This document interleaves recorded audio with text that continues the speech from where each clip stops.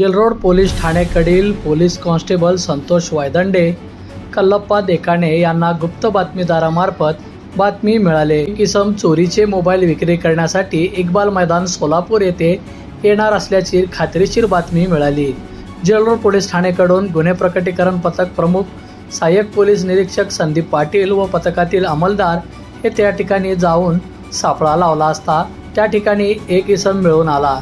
त्यास ताब्यात घेऊन त्याचे नाव पत्ता विचारले असता त्याने त्याचे नाव फारुक मोहम्मद हनीफ पठाण वय वर्ष 42 राहणार 129 सिद्धेश्वर पेठ शहापूरचाळ सोलापूर असे सांगून सदर इसमास अधिक विश्वासात घेऊन चौकशी केली असता सोलापूर शहरातून तडीपार आरोपी एक गणेश उर्फ अप्पा तुकाराम बैरुणगी, लखन तुकाराम बैरुणगी दोघे राहणार राहुल गांधी नगर झोपडपट्टी सोलापूर यांनी सोलापूर शहरातून विविध ठिकाणाहून चोरी करून विक्रीकरता आणून दिली असल्याची कबुली दिली.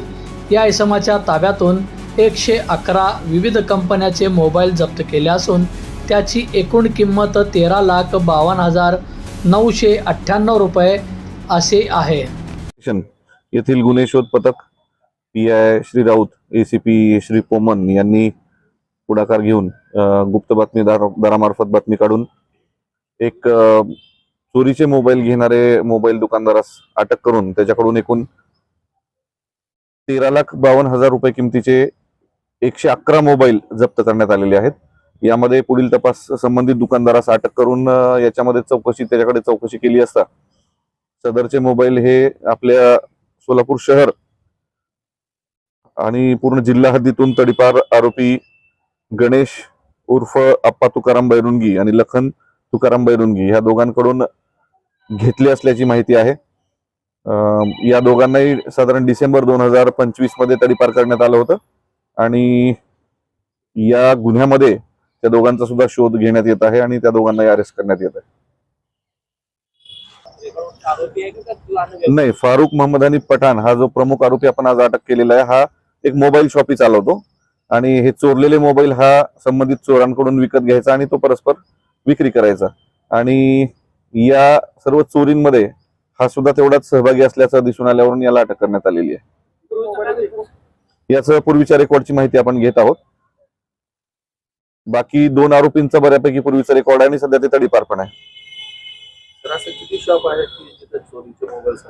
हा आता इनिशियली आपल्याला आता हा पहिलाच क्लू मिळालेला आहे. याच्या तपासातून अजून तसं काही निष्पन्न झालं तर त्या पुढील कारवाई निश्चित होईल. नाही, इतर ठिकाणचे सुद्धा याच्यामध्ये काही आहेत. सोलापूर शहरातलेच आहेत असं नाही, ग्रामीण भागातले सुद्धा आहेत. काही 1-2 विजापूरचे सुद्धा मोबाईल निघालेले आहेत. बऱ्यापैकी सोलापूर जिल्ह्यातले बऱ्यापैकी जास्तीत जास्त मोबाईल्स आहेत.